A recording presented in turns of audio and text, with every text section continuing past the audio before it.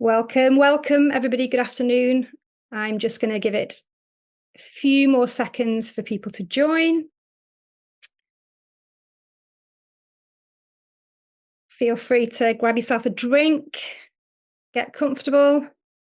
Viv, how are you? How wonderful to see you after 20 years. Dave Green sends you his best wishes. I was with him the other day and great stuff. Fantastic. Fabulous. I feel like this is going to be a reunion of sorts, isn't it? So many people that have decided to join today, which is incredible. We'll let a couple more people in and then I'll introduce us formally. I think while we're waiting, another 30 seconds before I start formally, while we're waiting, I'll do a little wee bit of housekeeping just to keep everybody up to date. So feel free to have your cameras on. It'd be lovely to see your wonderful faces, but equally, it's not necessary. You can keep your cameras off if that feels better. If you are in stealth mode and multitasking, I'd advise keep your camera off just because for this benefit of the speakers, because if you're in the middle of a Zumba class or having a big row with somebody, it can be really distracting. So just be mindful, and that would be much appreciated.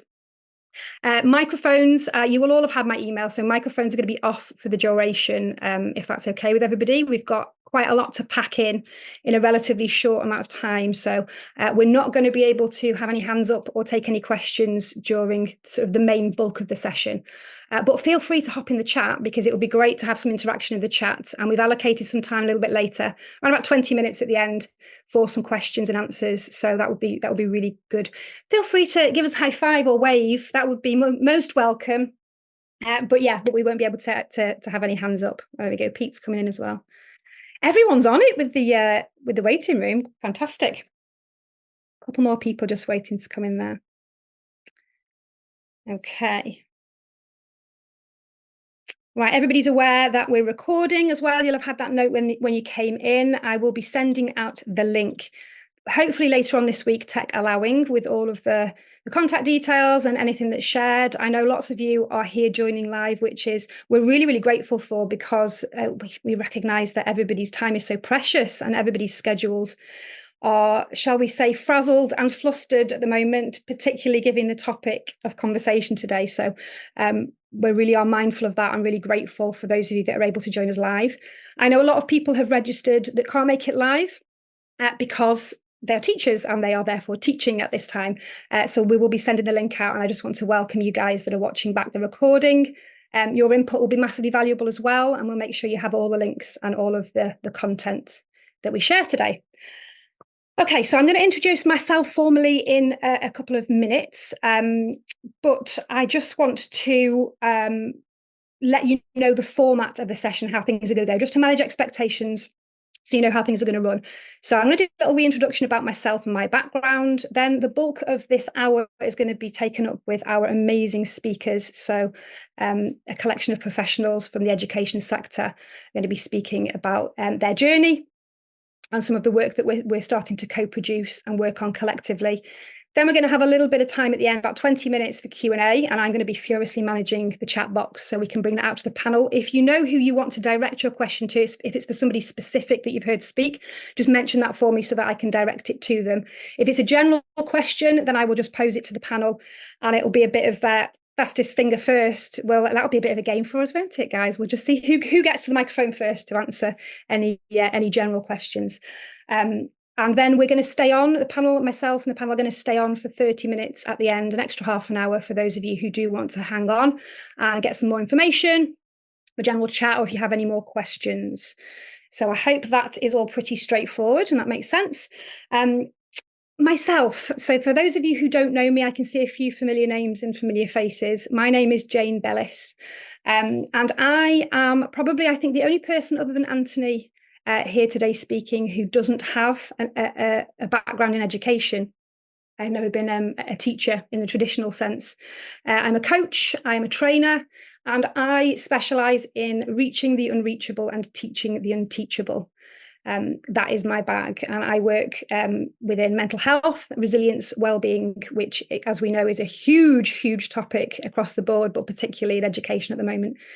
I have spent many years working in isolation rooms. What a lovely place to be, working with the young people and children who are incredibly disruptive, the naughty kids, the bad kids who actually are the most unheard and overlooked and traumatized young people who have that sort of extra layer of trauma given to them by being punished because their communication style might not work with what's going on in the classroom environment. So I've done a lot of work there. I have worked also with big year groups. So I've worked in school halls with year groups, having some really fun, creative interventions around mental health and growth mindset and emotional intelligence, which has been an absolute pleasure. I've worked with teachers, I've worked with staff, I've worked with leadership teams. I have worked out in the community with progression team and youth justice out in the community in some very interesting spaces with NEETs, so those who are not in education, employment or training, who aren't even within sniffing distance of a school because of the challenges that they're facing, and done some extensive work with things like county lines and addiction and the real tough stuff. I'm also a mum. I'm a mum of 4. I have 4 children who have all been through the education system. Thank goodness. My youngest is now 17 on an apprenticeship. I have, ranging from university to apprenticeships, everything in between. So I have a lot of experience there as a parent. I'm also a school governor. I've been a chair of governors for a primary school for the past 15 years. So I have some experience with things like budgets and with the curriculum in general. So I feel like I bring a kind of a well-rounded approach to the table. I set up a community interest company in 2015, which is based around creative and nature-based interventions across various demographics, various communities. So we do a lot of work within schools, within alternative provision. So I have a great team that's run now by my 2 fantastic directors and a team of freelancers who do some incredible work in some incredibly deprived spaces. The real reason that I'm here and the big thing that I'm bringing to the table is my own program, which I've been developing over the last 10 years, called Mindset Mojo. And it's all around neuroscience coaching and bringing some, shall we say, creative application of some really difficult, tough topics to help people understand themselves and the world around them. Really, really passionate about it. And it's now being developed into a digital platform. So lots of resources for teachers and for students, and it will be an app as well. So I'm going to be bringing that to the table with this collective of amazing people. And the speakers that you're going to hear today, we all have 2 things in common. And the first one is an absolute passion and drive to be out there at the front and helping to create this much needed change that we're all aware of that's needed within education. And even though we're from very different backgrounds, we have very different skills and we offer very different things, that is one of the things that connects us. It is our passion to do that. And the second thing that binds us is our connection to a gentleman that I'm going to introduce you to shortly, smiling away in the corner. He's in the corner of my screen, Mr Anthony Willoughby. So the common denominator here is that we have all at some point in our lives and careers met Anthony. He is the driving force behind today and the person that's brought us all together. And I met Anthony some years ago now while I was working with a project around our homeless community. I think I've seen Pete on here somewhere as well. And I thought I had a really, really good, really robust, very innovative toolkit that I used in lots of different spaces. Till I heard Anthony speak about his framework and his experiences all over the world, working with Indigenous tribes and bringing back the wisdom. And I immediately thought, this is a game changer, and I need to work with this man, and I need to start to use these tools in my practice. And that's what I've been doing ever since. I have some of the things that you're going to hear about throughout this afternoon, I've been using personally in my own practice, my own self-care practice, but also in all kinds of settings, from working in corporate spaces, working with leadership, working in schools, working with, I've done one of these creative tools with somebody who lives in a tent in the homeless community. So really, really diverse range of people that are able to access what they wouldn't have been able to access before. And this is why I'm so excited about being able to be here today and supporting this webinar, bringing things together. So I'm going to show you a little video before Anthony takes over and tells you a little bit about himself and his background and what he's been doing. So let's see how good my tech skills are, whether I can make this work or not. Otherwise, I'm going to ruin my fantastic introduction now, aren't I? Let's see.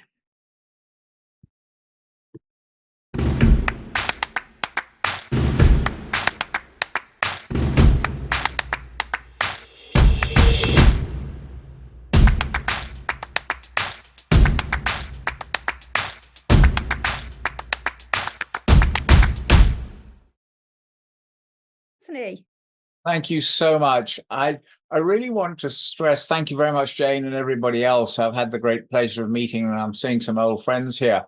I just want to say that the video you saw was created by a chap called Paul Williamson, who is a friend, and he's just done it as a friend to promote.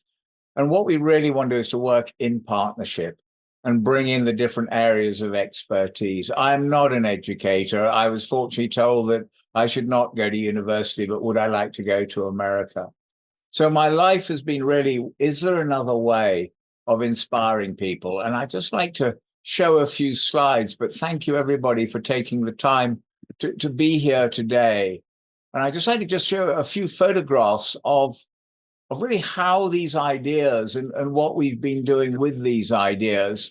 And I'm Anthony Willoughby, and I've been married 30 years, but this is really the horseman in Mongolia. This was taken about 3 years ago when I was, in almost 70.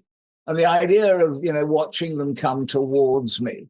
And that's how close the horses came over me. So I think, what is wealth really? What is that natural wisdom that we have in us, those rivers where we grow our crops, those mountains? And that's what they know in New Zealand when you ask someone where they're from. So what is our wealth? How do we reimagine wealth in a different way? And this is a quote from a friend of ours in America, but wealth is meant to bring us into the fullness and joy and what is alive in us. And is there a way, I believe, working together, we can bring this out in children?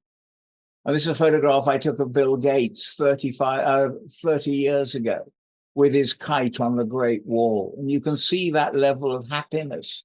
And amazingly, yesterday, I just happened to see that he posted it on LinkedIn. So 30 years later, he remembers, and he talks about memories of his father, who is no longer there. So now I don't know whether he'll respond, but there is a photograph of his father. So how do we give people these memories? And what is it we want to really, really be known for in our hearts? Whether we're with those eagle hunters of Western Mongolia, a bigger picture to inspire and excite us of what is possible in our lives. So when we're working with schools or with anybody, with any organization, with Jane does the same thing. What is wealth? Can we reimagine it? And this is what we'll be talking about today, the hunting, protecting, and growing. So young children can talk about the experience, the zest, the passion to protect and start looking at their life differently. So every child has a map that they can talk to their parents about, their teachers. What is it, those bridges of confidence that they want to create? And this is exactly the same thing we do with executives on the Great Wall of China. We help them think about their life, tap into those instincts. So whether you're in Papua New Guinea, where everybody knows their territory, or you're leading Ferrari in Australia, once people have a map, it is that wisdom of how we can help each other to tap into that natural sense of wisdom and share our knowledge, share what we actually have that is different but similar. So please enjoy what we believe is a new way of looking at really what is important in life. Years ago, I wrote a book called In Search of Inspiration. And the opening line is, I have the freedom of choice to shape my own destiny. So my quest has been, what do I need to understand about myself and the laws of Mother Nature? So instead of doing it academically, what I've done is to travel the world on lightly planned expeditions and journeys. When I was 22, I left England really in search of a gold Rolex, and I got my Rolex and I really wasn't very happy. So I thought there's got to be more. And I went off on a camel safari in northern Kenya. And I saw the Maasai, and what I saw is they had an incredible sense of clarity, purpose, and identity. And I thought, why don't I have it?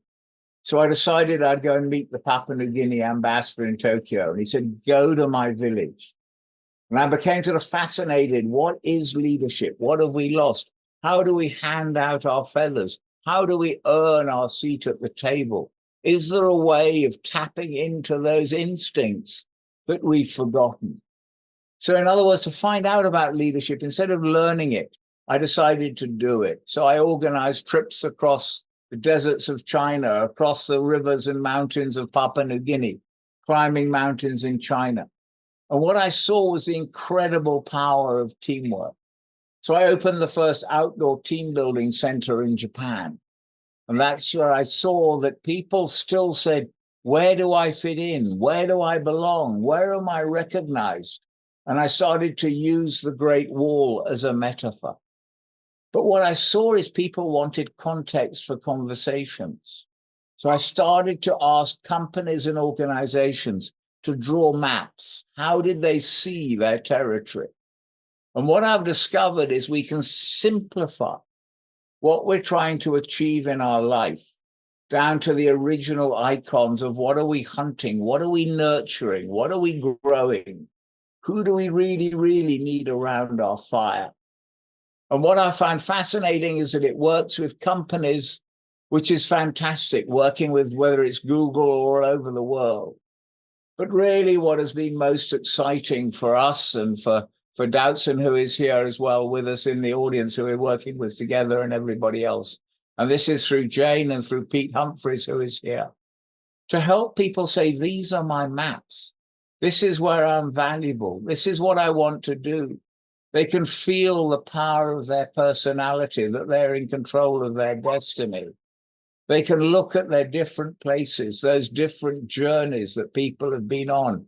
And Pete can talk about this, how it unleashes people's sense of community.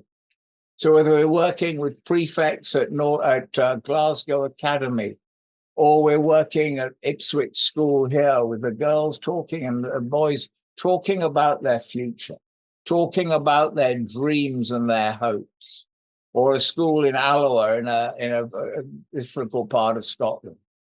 All children have in common, it seems, is how do they build the confidence? What do they need to grow? And how during the term time can they really start to see that they are growing? And where we've been and where I met Elfin originally is North Anglia School in Dubai. And we're just asking children, what is that wisdom and knowledge you need to live a purposeful life? And I never know what people are going to draw, but it was just a lovely sense of energy of you teachers being able to talk to the students about what's really important in their lives, and students being able to share those goals, those dreams, and that way forward. And you can just see this sense of intensity inside everybody. There are those rivers, those mountains, those areas where they want to cross. And these maps bring clarity. They bring an understanding that just seems to be universal. We all want that love, that wisdom, that family, that enrichment. How can we create it? Is there another way of inspiring children, teachers, everybody to look at it differently? Jane, this is someone who Jane has been working with, an amazing woman called Macy. She's a self-selected mute, but she still knows who she wants around her fire. She knows the respect she wants to grow. And I just think it is so powerful that any student, this was taken last Saturday at a community center where you had students, their parents and others talking about, this is my world. I feel a sense of power. I can make things happen. I can change the world. The same as with teachers, we can use it. But what we want to talk about today is how can we turn this into part of a curriculum? So everybody can share their hopes, fears with honesty, a sense of identity, a sense of passion, purpose, and that we can do more in our lives. Because I think that is what we want to do. How can we bring it to the curriculum of the IB, the risk takers? How can we adapt it to schools so that teachers can be engaged? The students can talk about trust and other areas. And then we can bring the Maasai in to talk about the values that have been with them forever. So that is really what we are looking at. is there another way? And that is why it's such a great pleasure to have the educators with amazing experiences who can talk about what is an education and really, really how we can do something different. And therefore, it's a great privilege, Chris, to have you there. I'll let you introduce yourself, but shall we start with your map? But please, can you say a little bit first about yourself? Yeah, welcome everybody, and thank you for being here. I've been a teacher. I've been involved in education for 39 years. I think some of the other things said 35. I've gone on a little bit. So 39 years of actual teaching, being involved in education. 14 years ago, I made the decision to step out from school leadership, and I started a company, and we've worked with hundreds of schools across the UK and beyond. Our focus is entirely on how we put schools together and looking at the children's lived experience. So get very deep into not content delivery. So I'm not here to teach elements of maths or English or science, but what is the total experience that a child has, and are we serving children well in terms of what we put together? Now, lots of teachers will talk about the kind of the constrained curriculum. It's packed with all sorts of stuff. But a bit of history around this thing you've got on the screen. I met Anthony in 2020. It was actually, as you can see on the date in the bottom left-hand corner, it was the 4th of March 2020. 21 days later, every school in England closed. My order book shut. And all of the schools that we were going to be working with disappeared because the pandemic arrived. As I was working with Anthony was delivering a mapping session to a group of chief executives. We were all running companies and looking at the way forward. My map, as you can see here, was looking at the education system, all the pressures on it, all the frustrations, all of the things that are going on. People saying we want new world, past is new, I want to move on to something else. So many people exiting the profession because they've got people pointing fingers at them, throwing things at them, and all of the pressures around the education system as it has. The state sector, I don't find very much different in the independent sector. The state sector, people think that it's a little freer and there's a little more ability to do your own thing. Whether our minds are in that place are another thing. So on that day, I kind of projected this. There's a cavern between that sense of sense, understanding, and wisdom, the 42, the answer to everything. Let's get out there to something new, and the world that was in front of us. What I saw after the pandemic, so a few days later, this is the 28th of April. Can we go back one, Anthony? Yeah, we can. So it was just, let's go out into the new world. And there was this sandpit of discovery. The new world was forming, and computers, boxes, Teams, Zoom, all these things started coming out. And, we were talking about the fires of hope, what's coming forward. And then, sorry, Anthony, go to the next one with kind of this is the way to the possible. So right. From what it was to now, this new world. Have we got the last one there, Anthony? Sorry. No, you're okay. I'll pause for a second. There we go. So that where we are now, we're into this, and I don't know if you can see right in the top right-hand corner, there's this sense of come back to what we knew. I found the tool really helpful in planning a response to the frustrations that I was feeling as a company, the world that I knew and know very well, which is the education world, and how this thinking can impact every aspect of what we do. And so Anthony was saying to me, every child having a map, every child having this skill. So I grew up in the world of that balance of competency against knowledge. A lot of education is focused on the acquisition of lots of knowledge. I came from a world of, I want skills, I want understanding, I want to be competent. Anthony and I have taken this into a number of schools, and we've delivered territory mapping to a number of different organizations, some of them at sixth form level, some of them below sixth form level, so 17 pluses and around 14 to 16-year-olds. And one of the questions we found from the young people very much was, I've never really thought about my future. I don't know about what's coming. I don't. And another group we worked with, their whole focus was on, well, university is the only answer, and as long as I get into university, everything's going to be okay. I challenged one head teacher, and who proudly said to me, 50% of my children go to university when they're finished at sixth form. I said to him, what happened to the other 50%?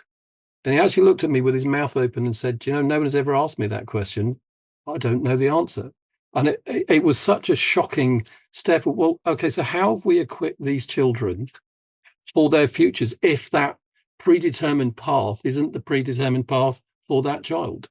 So the tool that we've been talking about, the territory mapping, actually, one of the things that Anthony's just talked about, that whole focus on the fire, the one of the most powerful things that I've seen for children is, who do you want around your campfire? Who are the people that you need to build trusting relationships with to be the confidant or the advisor or the inspirer of the next step? Who are the people that around your fire that you trust? And I found in young people that that's a really powerful metaphor, and they can go away and say, yeah, okay, I need to build trusting relationships with those people to build that space. And it's a place of safety rather than I have no idea where I'm going. And the only source of, not to say family isn't a great place, but the only place is family. And what if the experience I want is more than that, or different from what they've experienced? So what we've done is to present this to schools as a journey. And it's been really impactful. As Anthony's just shown you, some of the schools that have done it, but it's not just a one-off experience. This is a kind of methodology of thinking which goes beyond that. And it's been really powerful, Anthony, hasn't it, to have those conversations with young people that say, well, I've got a tool now. I've got the competency to face decision making, and it's based on this millennia old wisdom of understanding the territory that I want to go into and the territory that I have. Some of those are really challenging, which some of those pictures you've seen are really, that wasn't my experience, but I found it really, really powerful in the sense of our business. If I told you that when I did this work with Anthony in 2020, my business was myself, an administrator, a finance person, and one other person. On Monday, I had my team together. There were 16 people. We've grown the business 3 times. So in the sense of business orientation, I would say territory mapping is really that impactful. But a group of people where someone came into the team and said, wow, what a group of people you've gathered together to do what you do. And that's how impactful that whole process has been for us. So one, I can commend it as a way forward. 2, it's doing what we needed to do to be successful. But 3, there's so much to be done. I think teachers need a wider view of not just more content to put into the curriculum, but actually the resilient capacity to be able to do that next thing. So how do we shape this? And this is a methodology for thinking and approach, which really has wonderful power. And I think that's why I'm sitting here endorsing it, because I've seen and felt it. But I think also it's a tool, as Anthony said, that every person, every child in school, independent or state sector, wherever, we need to teach children how to do this. We've seen it from Jane's work in therapeutic response, but in a sense, why wait till we get to the need of therapy? Why not empower children before that so they don't need that approach? And that's how I see this being really impactful in those steps forward. So, those questions, what are you hunting and protecting and growing? That's a great analogy, and it's helped to shape ourselves in terms of what we're doing. So in terms of where you'll get our contact details at the end. So Smart Curriculum, that's my company. We're endorsing this, but I'm Chris Jones is fully involved in shaping this, and I'm with Anthony. I value greatly the friendship that we've developed, but also that ability to put something in people's hands that's a powerful tool for that next step. Anthony. Thank you very, very much, Chris. Yeah, it's been an absolute privilege working with you, working with the different schools and looking at that sense of bewilderment on people's faces. What is this all about? Who is this old man waving his arms?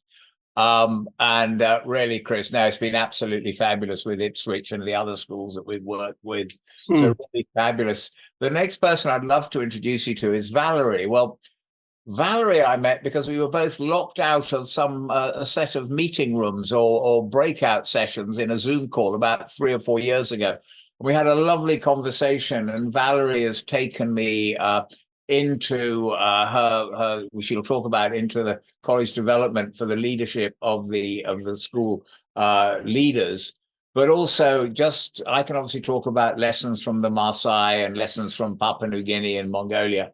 But Valerie actually came to Kenya with me in December last year with her daughter Jude and her husband, just to feel that sense of clarity, to map with the Maasai and to see that what we're trying to do, I think, is just natural. It's inside us.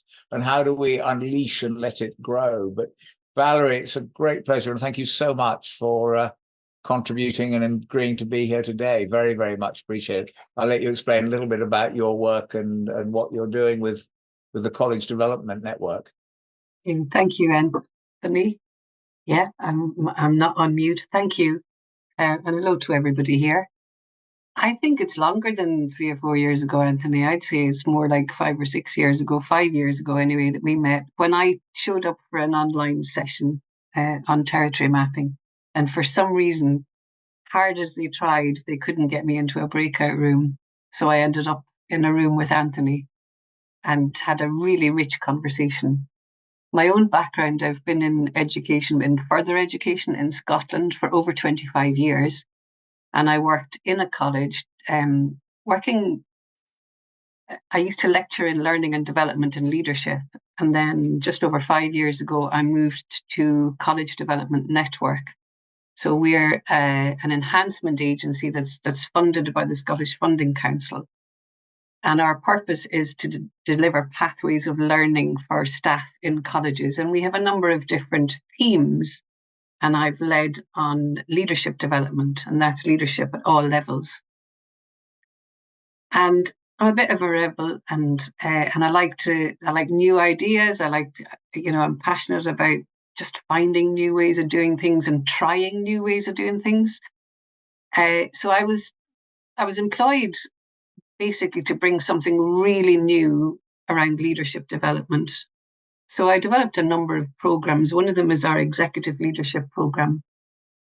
And while I had the funding, I wanted to be as brave and bold as I could and do things and try things that were quite different. So we had a session with equine assisted leadership. And we had a session in Police Scotland and immersive managing a crisis session. But having met and done the territory mapping with Anthony, I really wanted to bring that in because I've been in a lot of conversations about education and further education and tertiary education and leadership. And it was words, and they were all valid. But I really wanted to get a sense of how people actually saw the territory, the really complex territory that we're operating in.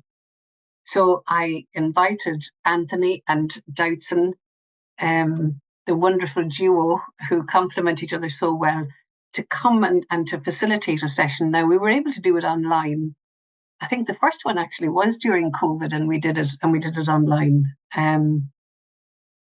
People really loved it. And some of them were kind of surprised that they really loved it. It just gave them the opportunity to do something different. Now, we've continued to have Doutzen and Anthony back, and I'm just about to launch another series, and hopefully we'll be having them face-to-face because people wanted to do this work face-to-face and they wanted to be able to share things with each other. So it was an executive leadership program, and Anthony and Doutzen invited the participants to map their territory. And it was such a revelation for different people in very similar positions to be able to share how they perceived their territory. That was a lovely thing. We haven't, we kind of took a lot for granted before. We'd speak about different stakeholders and different agencies, but in terms of how we perceive them as a threat or however we perceive them, it was great to be able to see it visually. And I have had, people who like to draw just dive straight in. People who don't are maybe a bit more, crikey, what am I going to do here? But when people get into this, it's just so liberating. It's just so lovely.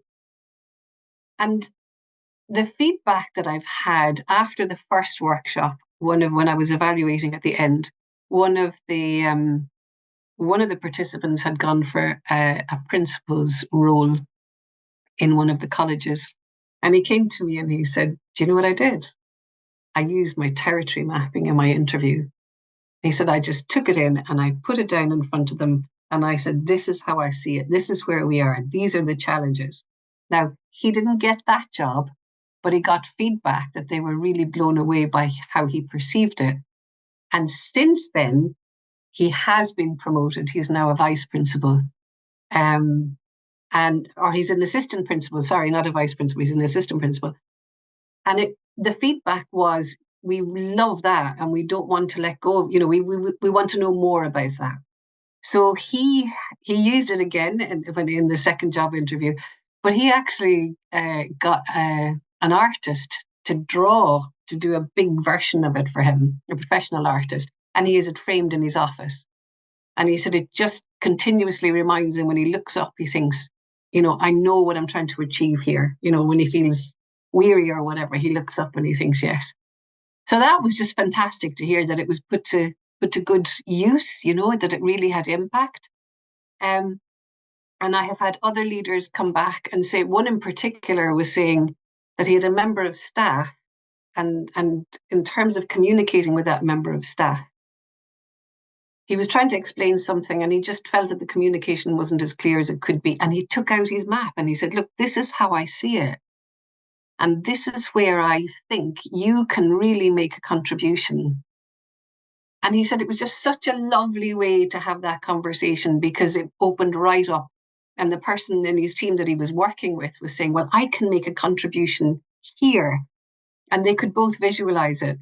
So that was another wonderful piece of feedback. Another manager from that group, a second one recently told me from another cohort that he used his map and he also got a job that they really appreciated how it helped him to be able to articulate what he wanted to. And he has now invited his team to draw maps so that he's got a clear understanding, so that the whole team have a clear understanding of how each other sees the landscape that they're in and what it is they're trying to achieve. And one of the lovely things as well is that as the years have gone on, the first cohort, they come together regularly, fairly regularly, about every 3 months, and they call it their campfire. Going back to what Chris said, they recognize the value in drawing the right people together that can support each other. So now they have campfires, and I'm fortunate enough to be invited along. And that's where really trusted work comes up, and people just have a shared understanding of context. They're not all in the same context, but they understand each other. So I just wanted to share that because I think it's really impactful. It's very different from the perspective that Chris is coming from, but it's another really valuable use of territory mapping and how impactful it has been in education. Thank you.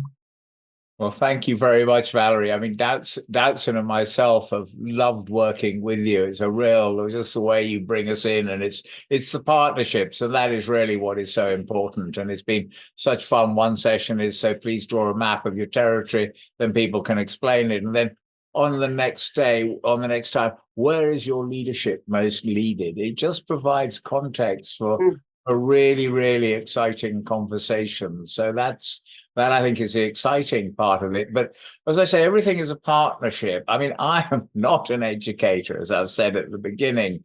And really working with Nord Anglia in Dubai, it was by complete coincidence. I met Matthew Farthing 15 years ago, and I got on well. He said, yes, let's work together. And we went and worked with his executive team on the Great Wall of China. And he's someone who's just said, yes, let's do it. We don't know exactly what's going to happen. And then when he became head of Nord Anglia in Dubai, and I was passing through, he said, please come along. And really, really his warmth, his way to take on risks, the way to do things differently has been inspirational. And one of the people that he's introduced me to about 4 years ago, is Elfin, who you'll be listening to. But I want to really, really say what Elfin has done is to take the concept and develop it. And that's what we want to do. We're not experts. I just believe working together transparently, openly, around a core set of let's be inspirational and put the child at the future of their own destiny. That's what I think we can really do together. And Elfin, it's a real, real pleasure, and look forward to seeing you next week in Dubai. But please, would you like to talk a little bit about how you see it and the wonderful programs you've created? Yes, thank you, Anthony, and thank you everyone for being on the call today. So yeah, my name's Elvin. I used to teach design technology at Nord Anglia International School. Been teaching design for the last 13 years, but last year I jumped out of education into a slightly different job. Still keeping my hand in education, of course, but now I work for a company in Dubai called Kids Inc. And we consult on educational design. We do interior design, fit outs, and we've now opened an architect company here as well. So I've known Anthony, as he said, for the last 4 years. When Anthony came in to develop or to help us with our moral education at Nord Anglia Dubai. And at the time, I had a year 9 class, quite a difficult class, tutor group. Difficult, not in a behavior sense, but a new class for me. I was taking them on for the first time. And through the mapping, it really helped me understand my students. Because as you know, everyone learns in a different way. And of course, everyone communicates in a different way as well. So for me to ask questions, not every single student wanted to answer in the same way. Some students prefer to work visually. Some students like to write. And through the introduction of the mapping, I was really happy that I was able to understand the students a bit better. So over the last few years, I've been working closely with Anthony to look at the territory mapping and the excellent work that he's done to see how we can bring this down to student level. And as we said earlier, as Anthony said, every student should have a map, and that's what we're trying to achieve here with the Dupoto platform. So you might ask what Dupoto actually stands for. And people have already started to ask, what is Dupoto? Now then, Dupoto actually translates to wealth in the Maasai language, which is exactly what we wanted people to ask. So what is Dupoto translates to what is wealth. So getting students to work together on this online community, but also keeping the balance as well. So we're seeing AI being a big thing at the moment and a big push on technology. So it's up to us as teachers, educators, parents, the community really to just help students with the balance between the skill development, keeping onto tradition, cultures, but also being innovative as well. So what we've been able to do is to work on the iconography with Anthony to develop and just to give a clear understanding to students of what these actually mean. So the first thing we did was look at year 7. So a lot of students, especially in Dubai and the UK, they move into year 7, they make new friends, they enter a new community or a new territory. So what we wanted to do was to start the year off, hopefully in September, where students are given the online platform, they register, and they hopefully map their future. So they're looking at short term, the year 7. And if we just look at these here, we can click on the hut, and it'll tell them exactly what it represents. So the hut representing the wider community. So friends, teachers, family, and anyone else who plays a significant part in their journey. We then look at the campfire, for example, where at a year 7 level, they might have close friends who's their go-to student, go-to friend. For example, if a student was bullied, if a student wanted some support with their homework, who are the people they trust within their community? What teachers do they trust? And even when they go home, then can they open up to their family and have these discussions about what they want to achieve? A lot of students now are looking at doing more vocational based studies as well, and not wanting to go to universities, for example, but too afraid to have that conversation with their parents, and not being able to communicate why. And it was quite nice to see students doing this at North Anglia. They were using the mapping technique in order to do it. So what we really want to do is teach students about the traditions and the journey that Anthony has been on over the last few years, meeting the tribal communities, especially Emmanuel, who actually helped us with the naming of this website, and really understanding what their territory is and what their wealth is. Because we ask a lot of students these days, what do you want to become? And some of them will say, I want to become an influencer. And what is wealth? They might look at the physical things that they own, house, a Porsche here in Dubai. It's because we're from a different background where we have a lot of wealth here in Dubai amongst our families. So wealth to them might be a little bit different. So we want to keep the element of tradition. It's really important that people are able to link back to that. But also looking at community, so the community within Dubai, but also bringing in sustainability and thinking about how we can support other communities around the world. So we've been in discussion with a couple of other organisations who actually want to partner up with us in order to send that message out and develop content alongside us to teach people about what's happening within these communities in Kenya, for example, and what we can do to support. Because it's not about just financial contributions; it's about changing mindsets, and sometimes that takes generations. So what we've developed here are Dubuto cards. So this is one thing that we worked on over the last few weeks, is to push out skill development. So what we did a few years ago at North Anglia, we started what we call the DICE curriculum, so bringing in 4 subjects together, really pushing skill development amongst that subject, and then linking them to the global sustainable goals. Now then, this really gave the students a lot of choice, and all of a sudden they were really interested and engaged in the lessons that we taught. And then other students brought into this along with other teachers as well. So what we've actually developed is a set of cards. There's over 200 cards in the pack, and they all link to the metaphoric icon. So if we look at this one, for example, these set of cards here are specifically for campfire.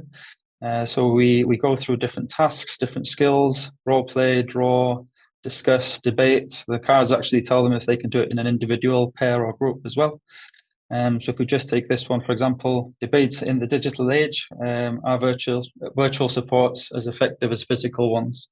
So looking at the past, looking at the present and the future, but also looking at people as well, and how we can support problems that are linked to these kind of scenarios as well. So there's over 200 scenarios here to choose from, and we're also bringing in make as well. So the idea is that we could use these across all subjects as lesson starters, as extension tasks for students as well. And then to go with this, we've developed a, where is it here? So what we've done is we've developed a random generator. So just to make things a bit more interesting for students, because lessons can get a bit repetitive at times, we wanted to actually push the fact that mapping can be used for your personal goals.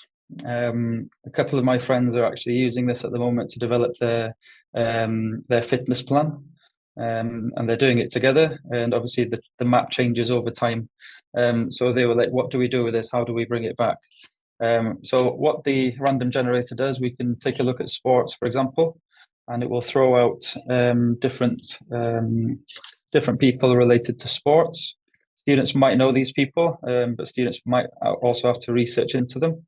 And what we want them to do is to be able to use these people and reflect on the journey that they've been on, the challenges that they faced, because we believe by doing this and mapping out for someone who's already been through the process and who's already been successful, is to take back and look, how did they actually get there? What community support did they have? What were their achievements? What did they achieve on the mountains? What were their mammoth tasks? And then the river, the challenges. So everyone's different in their approach as well. And we see this a lot with students. Some students see the river as risks, full of risks. Some people will jump straight in and swim. And then you've got some of the students who will go back, gather their community, and then come and build the bridge. I've also had one student saying, I'm going to go back to the mountain, collect the rocks and make my stepping stones. So using your success and bringing it back with you and using that to help you get to the next part of your journey. And then obviously the future then on the other side of the map as well. So we're looking at, okay, once you get there, what do we do? So what we've done is we've developed a login for students as part of the platform that we're working on, so that students can save their own maps. So as they go through Key Stage 3 into Key Stage 4, they'll be able to reflect on how far they've come, and hopefully get into the habit of developing maps for themselves through the journey of secondary school into university, but also for the smaller projects that they do as well. So there's a tab here for sustainability, looking at the SDGs. So really kind of creative thing to do would be to get them to map a project, for example. So instead of us giving lesson plans and trying to stick to the lesson plans as well, it encourages teachers to be a bit more free and letting the students do the research, letting the students explore, let them be curious about what's going on. One of the most important tasks, I think, is for us to educate students on how to find things out for themselves as well, because times have changed, and we had teachers 20, 30 years ago who we had books in classrooms and they owned the knowledge and they closed the book and then they went home. Things have changed now because we've got knowledge and it's so accessible on your phone, on your tablet, so it's quite easy for us to be able to do this. So flipping the classroom in that way, so students can come and have fun by themselves here. And then we move on to the Key Stage 3 curriculum, as we said. So we've developed a 12 lessons here, focusing on mapping. So there's a book that each student would get as well. We don't want to miss out on the physical element, and we don't want to move on fully digitally, because accessibility is key for this, because everyone should have a map. So we want people to have access to everything, of course, but we want to have a more hybrid approach as well. So what we've done is we've created these lessons here, and instead of doing a full-on day with students, we believe that we should be teaching them about community. What's within your community, your local community? What can you do to help? What problems do you have? So really going into these in depth, and then just looking at the climb, the feathers of wisdom, reflection tasks at the end, and then a big write, just to make sure that they fully understand what they've done throughout the course. Now then, we will be doing more sessions on these. We've got a Join Our Tribe registration button at the top, and we'll also send a link to Jane, just so that we can. So if you are interested in getting involved in this, please feel free to register. But the main aim of this platform is for us to be able to create something for everyone, as I said. So we know a lot of students and teachers are using a hybrid model now. We want to be able to give students that are working at home a sense of belonging, but also the sense of community. So creating an online community, no matter where in the world you are, you'll be able to share your maps with other students, so that students can see that everyone's going through the same thing, really. We're all going to face challenges in our lives. No matter how much you plan, you're still gonna face some kind of challenge. So just creating that community, and then we're going to have courses online for universities, and also CPD sessions for teachers as well. So what we'd like to get is to a stage where we can also work with the teachers in that community, in order to have the teachers develop and present this to students as well over time.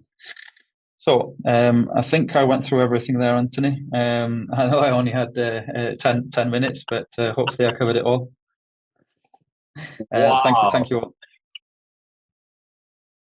That is fabulous, Alfred. Thank you so much. And as I was saying, partnership, community, that's really what we want to build. Clearly, this requires tremendous courage on people to ask students, to ask teachers, to really, really start to think about what is important. And that is, I can't wait to sit down with you next week and we can really start to see what we can do. But someone who I've met recently, actually, we met in London at an exhibition, is Tracy. And you might notice there are lots of Jones. When Tracy and Elfyn Jones met, they started chattering away in Welsh because they're both fluent Welsh speakers. And I also love that sense of identity, of language, of really, really the essence of who we are is that language that we have as a culture.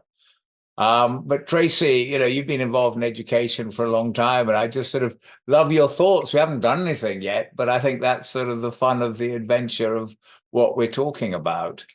Yeah, and thank you, Anthony. Yeah, I'm at the start of my journey with Anthony. I was blessed to have met him in November. I think that was one of the best things that came out of that expo in November. I was very, very, very fortunate to have bumped into Anthony, and his energy during that day. I could sit and listen to him all day. There was an instant connection with us. For me, my heart is really in education for our younger generation, and especially for our teachers as well. And I think Chris touched on it earlier on about people leaving the environment at the moment. And what we want to try and do is retain our amazing staff. So I was in education for 20 plus years, and then in 2006 escaped and started my own company and found myself starting the business, coming back into education. So it's called Chrysalis Mindset Coaching. And at the time, I was sort of my own chrysalis for a couple of years as we sort of like cooned myself within my own chrysalis while I started the journey. And if I'd have had a map back then, Anthony, I think my journey would have been a lot quicker and a lot better as well if I'd have understood that side of things. So to date, I found myself training back in the education sector to start with. We further developed now into businesses, corporates, high net worth, ultra high net worth, sports, military. We're in many, many different industries. And people said to me, gosh, you do work in many industries, to which I replied, each and every one of us has a mind, and this is what we work with. We work with elevating emotional literacy within individuals and teams, raising human performance. Now, what we focus on is nurturing the inner wisdom, enabling leaders to grow in an ever-challenging world. So, of course, when I met Anthony and he talked about what is wisdom and wealth, that connection was just so strong. Now, to date, we have trained over 4,000 educators within our resilience programs and over 356 senior leaders and head teachers with our 6-day advanced leadership program. As I mentioned, we are at a starting point of our journey with Anthony, and now I can see really clearly how this mapping and the mapping territory is going to be able to be embedded within our programs. Partnerships are so important to develop within our system, having those strong bonds with other people that you can draw in on and pull in on. As you can see with Alvin's work there, absolutely fantastic. That platform is amazing. And what Chris and Jane and Valerie are also doing within the education sector, there's great people that we can draw in on to really enhance those territory mappings. But for us starting this journey, and some of you might be in this situation where you think, how could we start to implement this territory mapping?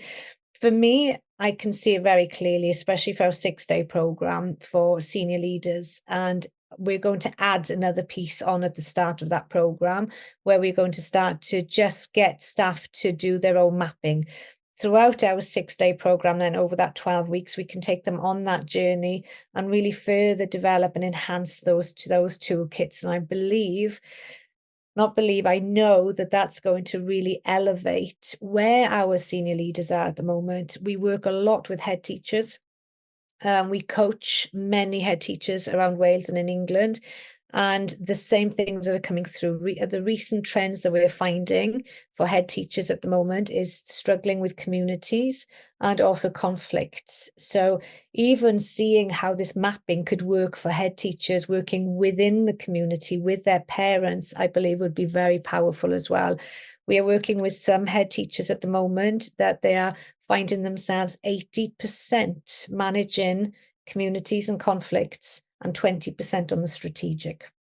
So by bringing in these maps and being able to see what are their challenges, what are their mammoth tasks, what are the rivers, who do they want around their campfires, they can start to draw in communities as well, start to draw in the parents, start to work together, to start to create these maps together and create a much deeper understanding. And this is where I can see how it's going to start to further develop. And even bringing in those young adults, you know, what Chris mentioned as well, with the uncertainty around their future, being able to sit as families, as communities within the school, sitting together, creating these maps. I honestly see sort of like little twilights at the end of schools where parents come in with their children to work collectively and collaboratively together to be able to start to work cohesively. Because we are starting to see communities, parts of communities breaking down, unfortunately. And I feel for me, it could be a very powerful tool as well. Where I see it also working quite well is not only with those communities, but within smaller teams, new heads coming into schools, understanding their teams, understanding dynamics, being able to understand sort of like the bigger picture. We have a new curriculum come in here in Wales. We're working through it at the moment. And I believe as well that this could be a really good point for some of these schools and some of these leaders as well, because I think they're under a lot of challenging times at the moment, exciting times. But however, the day-to-day business takes them away sometimes from what they could be sort of further developing with the curriculum as well. So this is where I'm at the moment with it, at a starting point.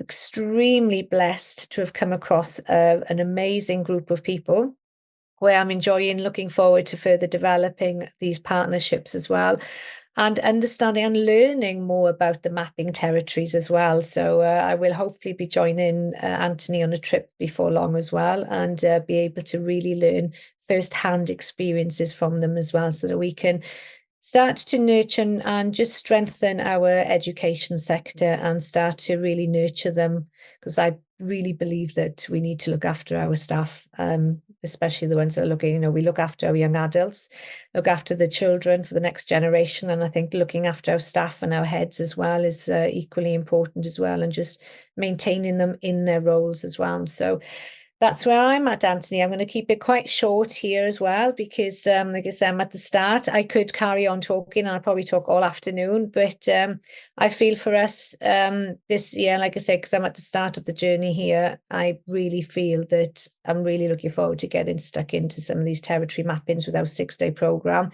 and our resilience training as well, especially for our staff members. Tracy, thank you so much for those wonderful words, and I feel equally blessed to have bumped into you at that exhibition. But no, it's just wonderful, and we just don't really know what's going to happen with it, and how it can evolve, how it can grow, how it can nurture people's hopes and fears. And I think one of the things that I absolutely love, and we did it in Crawley on last Saturday evening, was when you had parents and their children comparing notes and comparing maps, and you just see this lovely, lovely sort of expression of people talking to each other in another way. And I think, Valerie, you also did it with your daughter as well, and it creates other conversations. But Jane, I think you also, this is where you've been really working with the carers, with the other communities. So those are some of the other areas. But thank you very much to everybody for fantastic, and Elfyn, what you've created is quite amazing. Thank you. Stunning, isn't it? Absolutely stunning. And I think, yeah, we're all We are all in the same storm. We are just not in the same boat. That's the message, isn't it? That this applies to everybody, no matter what, whether it's staff, whether it's parents, whether it's students.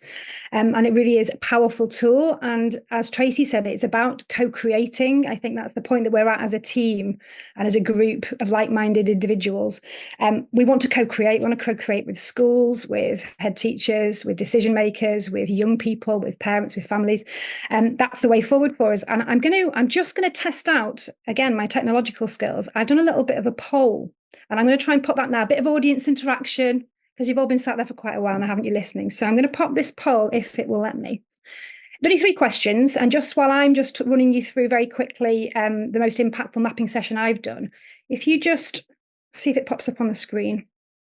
Somebody tell me if you can see it. Tracy, I can see you. Can you give me a thumbs up if you can see the poll? Yay, brilliant. If you're happy to, just answer those 3 questions so we can find out who we've got on the call, where you're from and what your interest is, and just so that we can get a feel and a flavour for the dynamics in the room. And I'll fill you in on the most powerful mapping session that I've done. And it actually wasn't in a school setting, and it wasn't specifically for young people. It was in one of the most deprived communities in North East Wales. We were running a session that was an open session just for people who are just completely lost and feeling completely overlooked, completely unheard. And we wanted to make it an accessible session for anyone who needed it, absolutely anybody. And we ended up with, we had some biscuits, and we had the cuppers, the brews were on, and the biscuits were there, and we had some cakes, and we ended up with a couple of young people, neurodivergent young people who really struggled in mainstream education, and that they weren't in school, so they had nothing else to do and nowhere else to go, and no campfire to sit around. So they joined us, and they were with us. We also had a gentleman who came in to get warm because he was living in a tent locally. So we were supporting him on his journey back into housing. We had a gentleman who I believe is in his 80s who had recently lost his wife and was absolutely in the depths of his grief and didn't have anybody. He was very isolated. And we had a group of amazing young people from a local space that were dealing with some alternative provision offers. It was really, really rich. It was a really beautiful group. We had some absolutely amazing feedback. But the beauty was we didn't have any expensive tools. We didn't have anything to use. We had pieces of paper, and we had crayons and marker pens. I thought this is a great opportunity to do some mapping. Let's find out how we can work together, very different people, and see what's going on. And we did a mapping session, and it was just incredible to see the sense of purpose and identity that could come out of such a simple tool, with people recognizing, actually, I'm in a swamp here. There's nothing but swamp. All I have is a swamp. I can't even see where my rivers might be, and I haven't got any mountains to climb because there isn't anything else. And other people in the room who were feeling their own struggles could recognise, well, actually, I have a tool here that I might be able to bring to your campfire, and maybe I have something of value to add in. And it just, by the end of the session, it created this sense of hope and this sense of that there was something that we could do together as a collective. So it was really, really powerful. And I've kept those maps, and I'll put them in a slideshow and I'll share them. But it was just a really, really just a nice sort of different way of using mapping in different communities. So yeah, thank you very much for that, for jumping on the poll there. So we do have a nice little combination, really, of teachers and professionals and parents and business owners, which is lovely. And we have we have a student as well. So I'm going to share the results there, so you can all have a little look. That should be able to be sharing up there. And what I'm going to do is I'm going to just attempt to share one more video. It's 2 minutes long. I'm going to share that. Again, it's from Anthony and his incredible work. And then while I check the chat box, and then we will have a little look and head into a bit of a Q&A session. So let me stop sharing that. And you know what? You can tell we've got teachers in the room because the timing there, guys, was just meticulous. Some of the Zooms that I host, it's like herding cats. So it was just beautiful, beautiful transitions. Right, let's see if we can get this video on. This is where I, potentially ruin the whole flow here by getting this bit wrong. Let's have a look.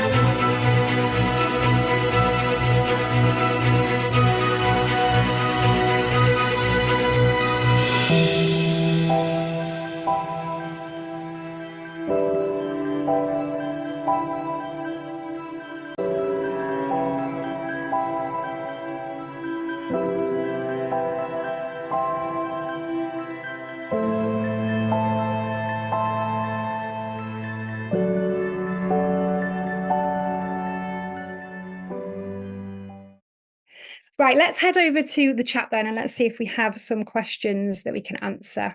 Let's have a look. So yes, thank you. So, well, we've got some lovely comments. Brilliant. I know there were some questions that came up about cost, which Elvin, I think one was specific for you. I'm assuming that's in progress, and I'm going to be sharing a link to a Microsoft form shortly for you to pop your expression of interest in, and then the team will be able to get back to you with how it all works. So that will be answered. Let's see what we got. So yeah, I'm just noticing there, Elizabeth, there, lack of physical presence really hinders engagement and participation. I feel I have the same thing with with not even being in a school setting. How do you get to people with high anxiety levels? So yeah. Can I answer that slightly? What I think I've found absolutely amazing is actually doing it online.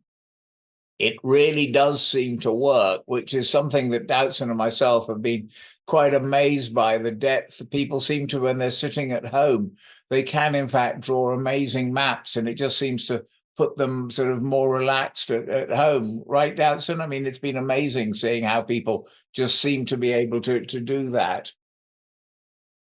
Yeah, it's as if it adds a level of safety as well, to be in the comfort of the home and share it with a bit of distance to others. So it's really powerful as well. Yeah.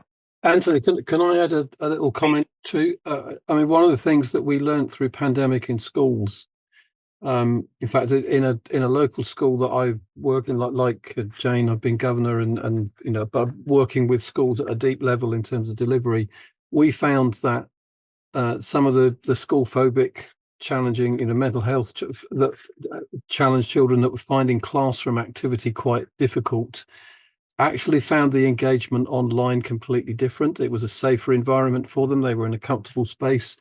We saw engagement in education during that period massively increase. So it may be that it can be seen as a very positive tool to actually increase engagement. And we've been working alongside some other organizations that are doing that within schools. So, replacing alternative provision with online provision. There's a lot of companies that are offering, like EdClass and others, that are doing similar work. So actually the opportunity for building confidence, for growing inner strength is really powerful in the online position. So because they find the kind of classroom experience and that socialization so challenging as the first step. So actually building their mental resilience with sort of planning and thinking skills, and then seeing that, well, how can I then transition into a social environment, is actually really powerful. So don't see it as a negative. It's actually a very powerful tool to step that way forward. So I think there's some real opportunities with learners in the age range that you're talking about. But also with teachers, I found it fascinating. I'm thinking of the 5 sessions we ran with John Rolfe from St. Clair's. He was organizing it. We had about 15 or 20 teachers online each, and the maps they drew from around the world as part of their IB development. It is very surprising, and I think that is something that has surprised us. As Doubtson says, the security of their own home actually isn't quite as much as an issue as one would have thought it was. Yeah, absolutely. Just spotting in the chat now, we've got a question from Elizabeth around being able to share some resources with the department. So I guess that will be a question that will come up, particularly when people are watching the recording as well, around next steps and any resources to share. And I'm gonna pop the link in probably in about 5 minutes for you to express your interest. So feel free to jot your details down, and then we're going to get back to you with some next steps. And like we said before, we've touched on it a couple of times. It's around co-creation. So we don't have all of the answers at this point, but we have some incredible people in the room that want to look at discussing the level of need and where the unmet needs are, and to co-create something really, really impactful and powerful. And that leads on to Mark's question. I think, Chris, you've answered that, but Mark Isherwood has posted some really lovely comments and posed the question around how do we bring this into communities? And how do we look at bringing it out into wider society and influencing government, looking at supporting parents and carers? And I don't know whether anybody else on the panel wants to kind of field that or add anything in, but I would say that the tool is so universal. It has to start with education. It has to start there, I believe, but we can really roll this out into community settings and into other groups and organisations to be able to get those communication lines open, I think. I'm add to that as well, Jane. I think there's a cohort as well that I work with. They're high performance individuals within sport, within various backgrounds, and I can see this really working well with them. I've started to talk about it with some of the individuals, but I can see that because there's different pressures at different areas in their lives and their careers, and I can really see this working well. And I'll let you know once we've done a couple of territory mappings with some of them, and there's a few in elite sport that I think it'd be good to try them, try to see where those map the barriers and the challenges they face. It's the beauty of metaphor, isn't it? And as I say, I've used it with so many people from completely different backgrounds, and I'm keen to test this out with my own family. So I know that my kids will probably be watching the recording of this. So brace yourself, kids, because I think it will be a really good thing for us to test out as a family. Just with that dynamic on how we communicate and how, you know, we understand each other. And because even within one family unit, it's similar within a school unit, isn't it? We have such different things going on. We're all going to have different territory maps in one space and in one unit, but we'll also have a collective one. And I just think it's a really great tool to explore in various areas. Vanessa, you just mentioned about CPD. That'd be great. It's a great route in with the work that you're doing. Incredible work. And Vanessa has an actual campfire, so I spend a lot of my time building these physical spaces around a real campfire. So it would be great to do some in-person mapping sessions where we can bring people to the beautiful Welsh woodland to bring those metaphors to life. I just got a message as well. I'm going to read that. Sorry, let's hand back over. Was that you, Chris? No, Elfie, let Elfie go first, and I'll step in. I just wanted to add to that really, because I think the mapping's being used really well with students, teachers, parents when they have problems that they're facing. But sometimes we use it when we're faced with problems. What we need to do is maybe introduce it at a much younger age and break it down into sections. So really teaching people about the value of trust, the value of community. Not our own community, but the other communities around the world as well. The world's a really small place now, so we should be connecting a lot more. And it's sad to see that some communities are still struggling in the world. So what we found as well was by embedding sustainability into the curriculum, it made everyone aware about sustainability, and it made everyone aware about the problems, not just within Dubai, but across the whole world, really. And then what we saw as the students moved through that over 4 or 5 years, they were still talking about this kind of mindset, and they were in a different mindset when they were much older as well. So that's why we do really believe that if we can implement this at year 5 and 6, students will not just use mapping to help them, but they'll use it as a habit, become a habit and a way of life. Yeah. Where they can really just use it as to plan anything with. Sonia, yeah, I've worked with Sonia and her teachers. Would you like to say a couple of words, Sonia, please? You're muted. Sorry, I really just enjoyed what Elfyn just said, because that's something I was just starting to pick up on. Was to say not to wait till there are problems to use territory mapping, because as Elfyn said, I think it's something that can be brought right down to kindergarten children, that they actually start using it and build skills all through school. So for me, it's not just for students or for teachers later on. It should be used right from the start, because it's a fantastic way to develop those empathy and community skills very early on. Not those metaphors are just wonderful to actually encourage the children to notice their community, to realize what the communication skills are within that community, and to take ownership and responsibility for their own communication. I saw that first part of the video, Jane, you had the bits with the phone, looking down. I mean, that's obviously happens more around 12 years old onwards. If they already have the community skills before that, they will be less affected and will learn how to responsibly use data and social media onwards.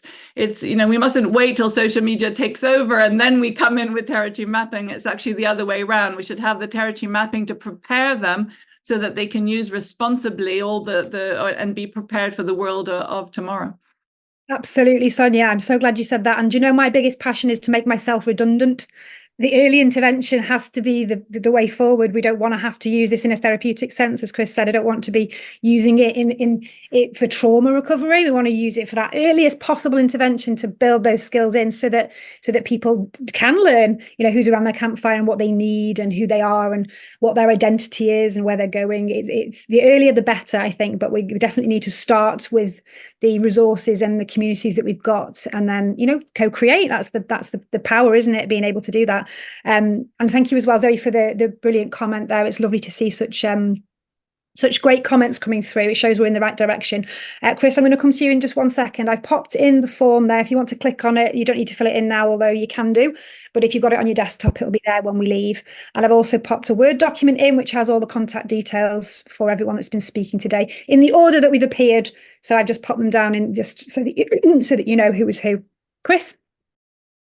Just on that, so a couple of the questions that have been asked. So one, Mark makes a great point about, so reaching out to other organisations. I think that's where some of the questions are coming from.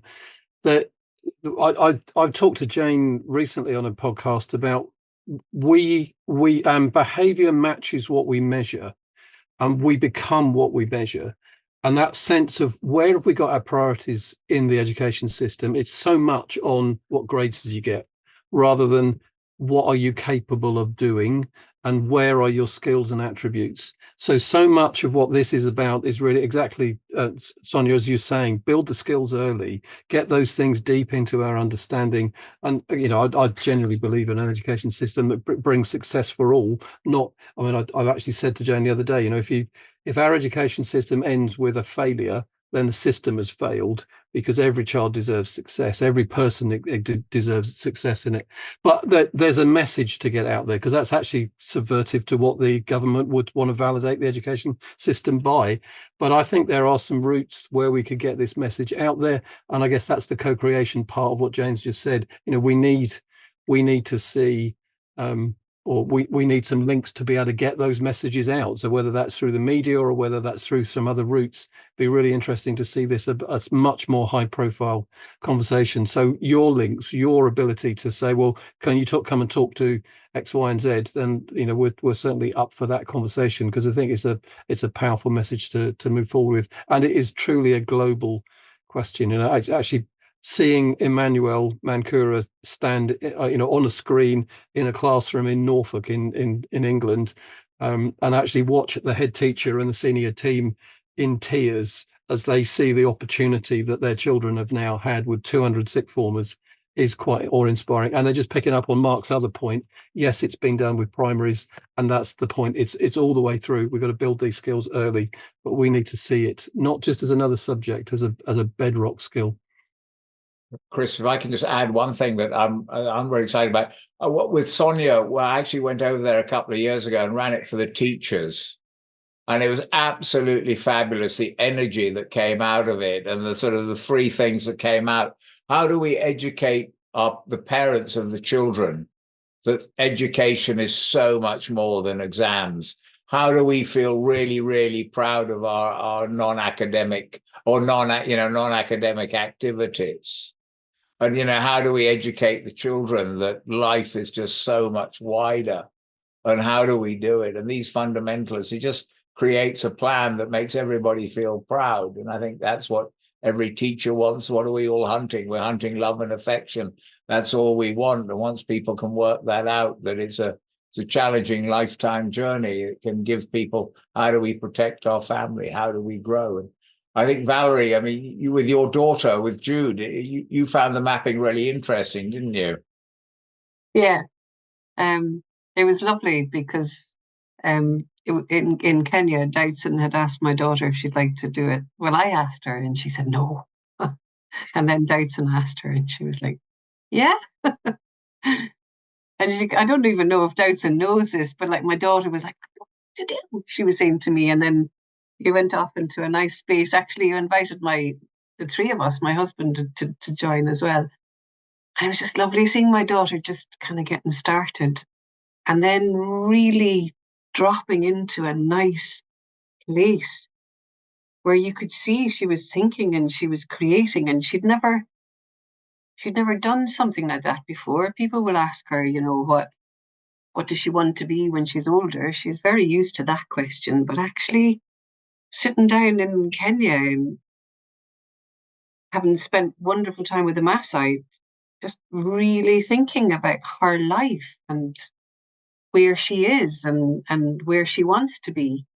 I mean, she said it was the most amazing experience she's ever had, and the happiest she's ever been, just because of the lovely, gentle insights that she got from it. Wow. Yeah. Just to add on to that, Valerie, because I can really see that from bringing sort of neuroscience into the room, just the ability to have permission to be creative and to get into a safe space to be able to explore sometimes quite challenging topics. It just, you know, and those of you in the room that are in the know, obviously, it just allows that part of the brain to light up, and everything just becomes a completely different landscape, if you pardon the pun. So in terms of learning and being able to learn, and as Chris mentioned, what we're measuring, what are we measuring? That has to be the question. For me, we're measuring the wrong things, absolutely. But it is what it is, and we have to operate in the system as it is at the moment. But if we can help people to expand and explore things by supporting their resilience and their mental health and their brain in general, then we're more likely to attain the targets and the results that we're striving for, rather than shutting everybody down and creating this environment of high pressure and stress, which, you know, isn't conducive to learning. So just being able to be creative and light up those parts of the brain is beautiful. And if we can do it in a setting that isn't clinical and isn't classroom based, sometimes that really does help as well. I love being, you know, in spaces in schools, but I also love being able to take this out on the road. I think Rex and Sonia, and there's a few people that have mentioned the importance of balancing, like Alvin said, not just tech. We need to be able to have the two, and we have to blend that. We can't go backwards, and we can't ignore it, and we can't not use it. We have to engage young people in the way that they want to engage and the way they're used to engaging. But we have to have that fine balance, don't we, of keeping ourselves grounded in the real world and in our spaces. For me, this is like an acupuncture point. This is something that you can really gently bring it in and allow something to happen that will then impact the whole of the person and the system. I do see this as a real acupuncture point. Completely agree. Sonia, I wasn't paying attention. My bad. Apologies. I don't know whether Elvin or Sonia had hands up first, but I'm just going with Sonia because I can see you first. Apologies, Elvin, if it was you. No worries. I just wanted to pick up something that Chris said, which I thought was really, really important for all those that are teachers here, is the fact that the program needs to be embedded across the whole of the school and not as a separate curriculum. And I think that is that is a little bit the danger with schools or as teachers, who we sort of think, oh no, not another curriculum. Oh no, not another program. Oh help, I have to do something else. And I think Anthony noticed that in our school, there was a bit of that too, you know, that sort of panic. Oh, do I have to do something else on top of all the exams and the preparations and the grades? And you know, we have big exams in Switzerland where the children have to always aim towards. And I think that what Elvin, what you've done is just amazing. And I'd like a huge thank you to you for everything you've taken Anthony's genie and has put it there in absolutely fabulous imagery. And I think that this is exactly the point to focus on as teachers. As a year ago, I did a research to try to understand where the children were seeing empathy, community, and leadership, right down to kindergarten children. And we did it through drawings. And it was quite, I mean, I knew it was going to happen a bit, but I was shocked at how many stereotypes were already with small 5-year-olds in terms of where they saw leadership, where they saw empathy in a community or community skills.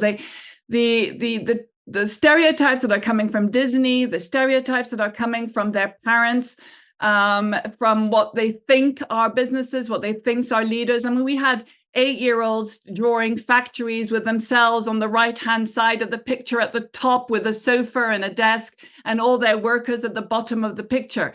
I mean, that dissociation between what real leadership is and that already 5, 6, 7, 8-year-olds. So I think that what you're bringing here with this website, Elvin, and this putting, you know, this imagery instead of stereotypes, to encourage the children right from kindergarten age to think about their own role, their rivers, the mammoth, the mountains.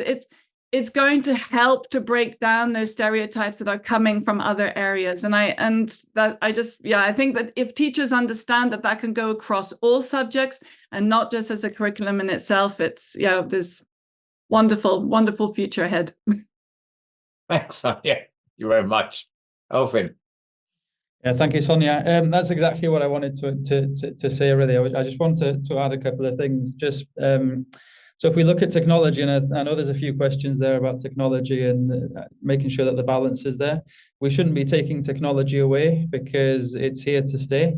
What we should be doing is teaching students how to use it. And a lot of schools are bringing in guest speakers to talk about cybersecurity, for example, AI. But what we should be doing is creating something that allows students to explore these themselves and for us to teach them how to use these tools correctly.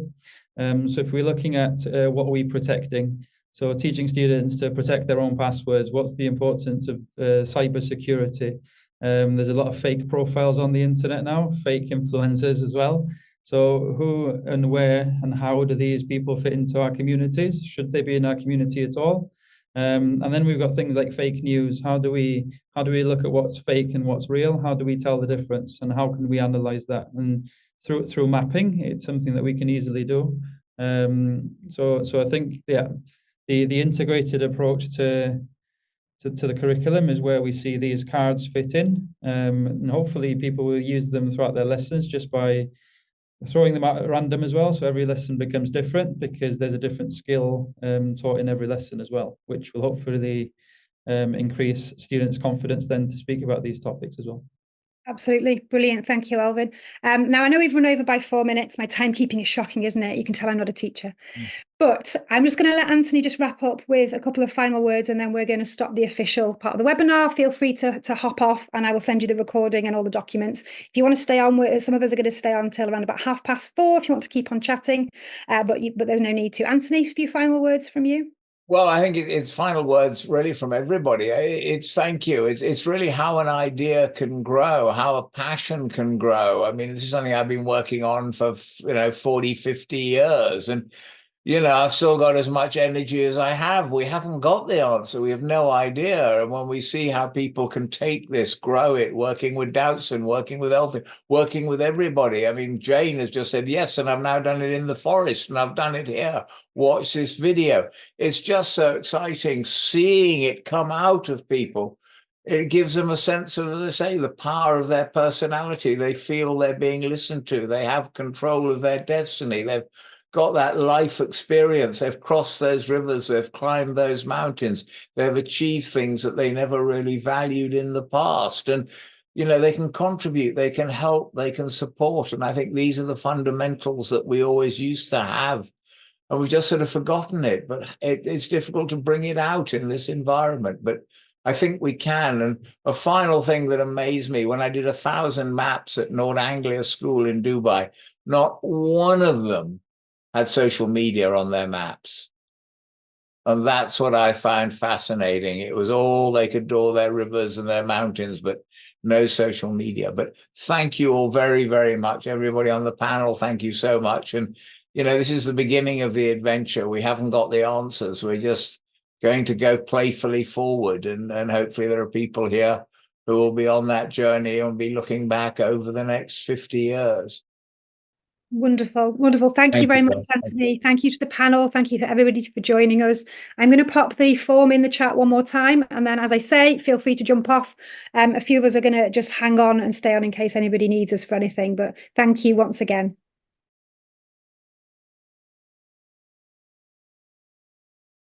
Thank you. Thank you all very, very much. Rich, Okay. Thank you. Yeah. So if anybody'd like to sort of make any comments or any thoughts, we'd love to hear it. Daniel, hope to see you next week. Thank you, Anthony. Very, very informative presentation. I'm looking forward to meeting you next week. Yeah. Some of the team in the future as well. Yeah. Looking forward to that very much indeed. Yeah, Rachel and Lewis, you've been listening to me over the years. How have you found it? Lois, you first met me about 15, 20 years ago. Is Lois there? Oh, well. Anthony, I just had a question whether you ever managed to track one of the maps that you've done with one of your maybe former students or one of the companies and track it through time. Oh, God, yeah. See the actual impact on whether the original map transpired or how did it change along the way. I've crossed the river. I've established my camp. I've got lots of those stories and that. And I think it's trying to give people, experiences. And I just find it fascinating that 29 years later than Bill Gates being on the Great Wall and flying his kite, he still remembers it as something that makes him feel proud. And, I think, giving people the map, I have crossed that river. I can lead people. I feel worthy. And you can see it, and people do. And I think, Jane, you've had people cross the rivers, and you've got lots of lovely examples, haven't you? Yeah, I'll pop them in a slideshow and I'll send them over, because I think I probably got that kind of reference point because I use it as a therapeutic tool. So I use it specifically to assess where people are when I first come across them, and then we'll periodically redo the maps to work out where we're at and how are we doing with that swamp, and how's the river looking? Do we need to build a raft? Do we sink in? And that kind of thing. But on a personal note, since the very first session with Anthony and Wrexham a few years ago, I've been doing my personal map, and it's been a huge game changer for me in my personal and my professional life. And I try and do one quarterly, but at least twice a year I will do a map, and I can see the journey and the progression from my first one to the one that I've recently completed. Massive difference.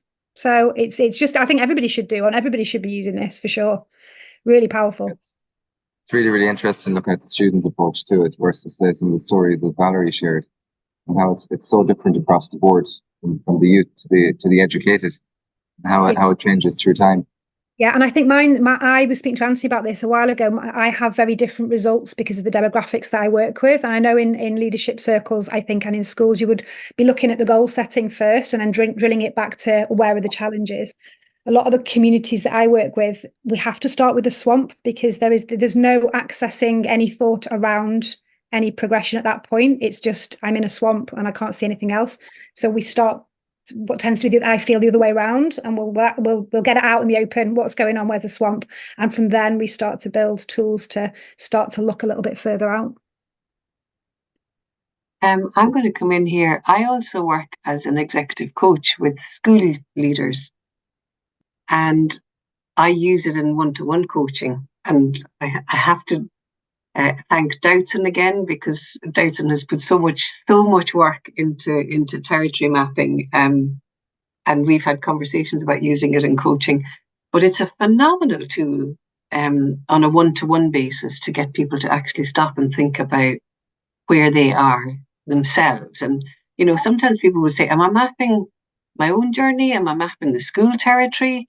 And even that is a question in itself. That's a great place to start. Okay, well, what's really important to you just now? Which one? Because you can do both. But I just wanted to share that about the one-to-one coaching as well. Doughton. Yeah, thanks. Again, Anthony, I think I want to say how brilliant you are. Though, what I think draws many people to you, no matter what age, is the kind of questions you ask. And even if it is to young people about who do you really want to be, those are questions that I think I've never gotten in my life. And I think so many of you touched on things that I feel fit so well to a chapter I read a few days ago. I'm studying the gene keys, for those of you who are familiar with it. It's a beautiful collection of wisdom about the mechanics of self-awareness and consciousness, and also on an individual level, but also humanity. And it speaks quite a lot about education. And there's a chapter that it says, when you look at the world in which we live today, especially the Western world, it is quite extraordinary how many people live such similar lives. Your individuality is imprinted very early in life. One of the issues addressed repeatedly throughout the book is the influence of modern education, especially in the years leading up to the age of 7. Most educational systems encourage sameness rather than difference, because difference threatens the system itself. By setting up a system where sameness is the rule, we have successfully turned individuals into outsiders and reactionaries. And what it leads to is that we compromise our dreams, not because we fear we will fail, but because we know that to succeed, we will have to rebel against the whole of society and its expectations of us. So we fear what we might become because we don't know who we are. And I think the questions that you always ask, Anthony, because you went a path that was different, and you believe in people to do what they have in their hearts, and you encourage that. I think that a big part of the power is in that, because people feel that. And I think this tool is, in that sense, a bit of a bridge, because it lets us think about who we really want to be. And not only think about it, but then you can draw that map and actually find a way. So just listening to all of you about already how young children have been indoctrinated, what you shared, Sonia, I think this can maybe do even much more than I thought it would. So I just wanted to share those pages of that. I completely agree, Dalton. I think it is we're just scratching the surface, aren't we? It's really incredible. I've just got someone in the chat now, Jason. If you want to unmute, feel free to jump in. Yeah, sure. Yeah, so my name's Jason and I'm based in Crawley, West Sussex. I met Anthony last week and it was a very, very interesting presentation that he gave. I'm a mentor for young men that are in the criminal justice system. So some of them are coming out of prison, some very, very serious criminals. And what we do is, I like this concept of that fire, because we have we always keep a fire in the center of our meetings, in the circle, or a small flame. And it's a warm place to be, where you share your stories, you develop your ideas. And the way of forming that circle is a circle of equality, where every person has an equality between us all. And so even people that, so we have certain processes that we work through. I don't want to talk too much, but so I've mentored some people that have been in prison or in and out of prison since they were 14 years old, had the reputation of being the most violent men. But then we've really changed their life through this type of mentorship work that we do. And I've also noticed, I've been in contact with some local schools, and they've talked about how the children are running just completely out of control. And so we want to try and arrange some meetings with them, with the school, and have their parents there as well, because quite often the parents are continuing the same pattern and they're given the same upbringing to their own children. So it's intergenerational. And the way that when I went to school, the teaching was pretty bad as it was at the time. There was no sort of inspiration in the way they told the stories, nothing to hold on to. And we talk about mapping the territory, and that we own this territory. Both of my parents came from abroad to the UK, but the idea of belonging to the land gives you the respect for it. So you won't throw rubbish on the floor, because the education system comes from a very, very basic beginning of not throwing rubbish on the floor, respect the land, what sort of damage it would do, and things like that. So I'm very interested in using this work and approaching some of the schools and see if we can incorporate it in some sort of workshop or something like that. And so perhaps we can discuss this outside of this meeting in some way.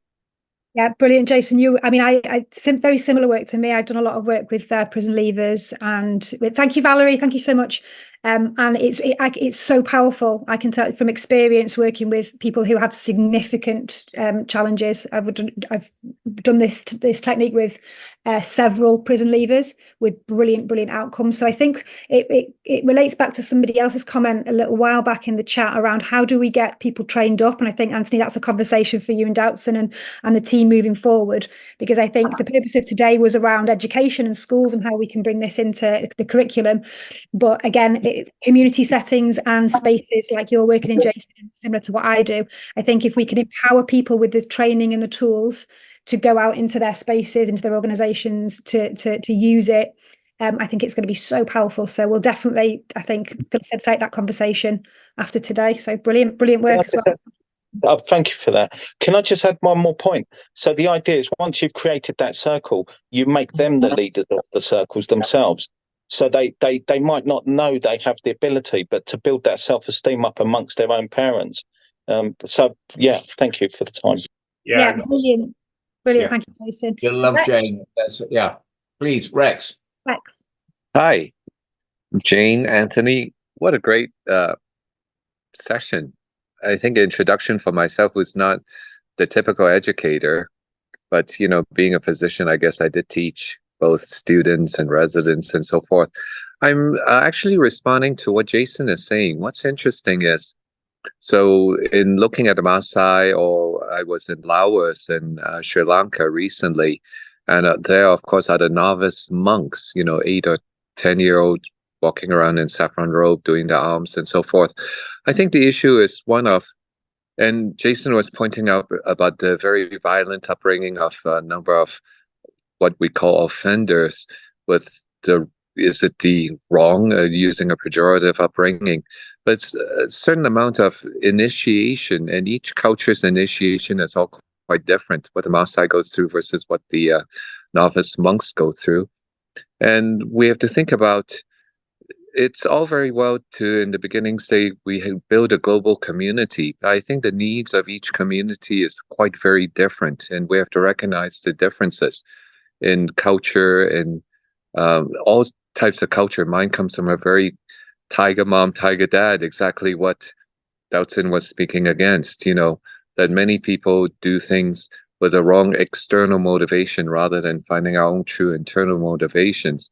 So it's a much bigger dialogue of saying the gangs of all the different cities and so forth, they have an initiation right. It's just the wrong ones, right?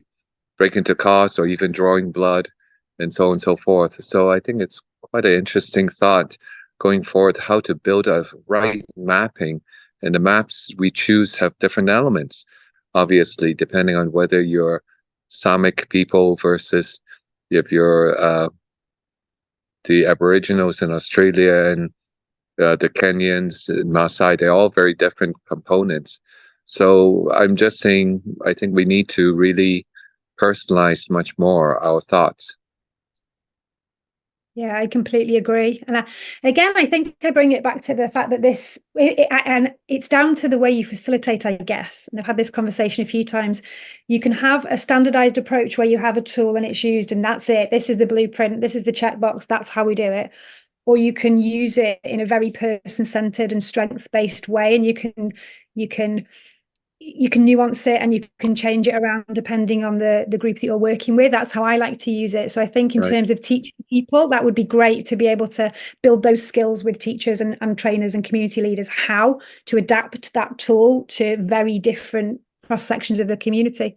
And I'd like to, I know Joanne made a really good comment in the chat as well, and it echoes what Jason was saying, that the pinch point of high school, which kind of brings it back to education, of the transition up to high school, where it seems to be a really difficult part of life for teachers and for students. And you mentioned, Jason, kids running riot. I usually get them, the naughty kids that we know aren't really naughty, and there's just so many because it's the system that's wrong and not the person. So I think it is something to explore, isn't it? How, when, and where do we use this tool, and how do we train people to use it effectively? I think the high school part again points to the fact that we all went through our beginning youth of having this sense of what is the deep hidden meaning behind life. We're beginning to ask questions. And very often when we look at different cultures, and leaving aside the religious aspect of bar mitzvah, bat mitzvah of the Jewish, or the Aboriginals going out into walking the bush, and the same with the Maasai, there are certain ages that's very critical in our sense of developing an identity, and the balance between being guided by a community with the right support versus being pushed into the wrong groups or different groups with different subcultures. I think the high school is not just because the hormones, well, partly it's the hormones rearing up, but it's many different factors. When we are time to be pushed out of the nest, we feel that ourselves. And it's equally bad if they don't habituate in a certain way. It's about how we can provide the right community support and guidance. Beautifully put, Rex. Yeah, beautiful. I quite agree. Anybody else would like to add anything or any other questions? Right. Alice has got a question that she'd like to ask. Go ahead, Alice. Hello, Alice. Oh, I think was it in the chat, Anthony? Yeah. I think it's Vanessa and Alice chatting. I know both Vanessa and Alice. Oh, okay, fine. Yeah. Alice is just freaked out and gone, what? I'm not dead. Don't scare me, don't scare me. No, yeah, brilliant technique. So definitely. Yeah. Yeah, I wish I'd had it a few years ago, Alice, working with your team with the NEETs a few years ago. It would have been a game changer, I think, with communication. Something we can explore for sure. Definitely get lots more information and I will give it a trial. Brilliant, thank you. Well, I just a sort of a final one. I'll never forget doing it in Greenwich at a fairly deprived school there, moving from primary to secondary school. And what was interesting, we had new teachers and new students, and some of the students had been in the school for quite a long time, drew their maps of how it was familiar. But what was very funny on the new students, they were very, very, very diverse backgrounds. But once they realized Tesco was at the center of their world and their sister's bedroom was a place of extreme danger, then there was immediate commonality of conversation. So I think, why do I love doing mapping sort of 30 years on after I first started? It's because every single time you do it, you see something different. You see a different metaphor, a different expression, a different smile, a different wow. And it really is, it's extraordinary. And I think we can give people those memories that was Doubtson was saying, that they can think about things for the first time in their lives. They can take them home to their parents and they can say, so what was your river? How did you overcome it? What did you feel when you were our age? And I think this is how it will evolve, and we have no idea how it'll be. And Jason, I can't wait. I've done it in prison once, but if we could really start impacting people, and surely they can then be the teachers to the students. We've done some at Glasgow Academy, and what was interesting there was that they had 1 year group then teaching the next year group and teaching the next year group. Well, that hasn't been done as systematic as it could have been, but I know they've done it from 1 year to the other, from one class to the other. And therefore the students who are teaching have the relevance and they can grow with it. So I just think there are so many different ways that we can play with it. And yeah. What a great way to put it. And I think that's a beautiful place to finish. I think that's a great way to finish. And we've got lots more to come and lots more that we can explore. So make sure you get your contact details in if you're interested in a conversation. And I think we can have an early bell, an early finish, 5 minutes, because we've all been so well behaved in class today. So I'm going to suggest that we finish there, and I'm going to end the meeting. And thank you once again, everybody, to the speakers and to everybody who's hung on till the bitter end. Much appreciated. And we will speak to you very soon. Thank you very much indeed. Thank you. Yeah. Thanks, everybody. Thanks, everybody. Bye-bye. Thank you. Bye-bye.